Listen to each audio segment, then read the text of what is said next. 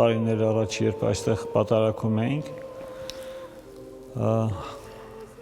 այս եկեղեցին գալիս էին միայն ծերերը և իրենց թոռների հետ, և թոռների ձեռքը ամուր սեղմում էին, ասելով մի քիչ սպասի, լսենք, տեսնենք ինչ է պատարագը, որովհետև զգում էի, որ այդ տատիկները կարոտ ունեն Սուրբ Պատարագի նկատմամբ։ Հիմա անցան տարիներ և տարիների ընթացքում նկատում եմ, որ այս պահին թոռնիկները իրենց տատիկներին են ստիպում նստել և լսել Սուրբ Պատարագը։ Այս եկեղեցին և ընդհանրապես հավատքը կոթեցիներին միշտ հույս են ներշնչել, երբեք ու երբեք չլքել իրենց գյուղը, բնակավայրը, այսինքն իրենց ներշնչում հավատքը։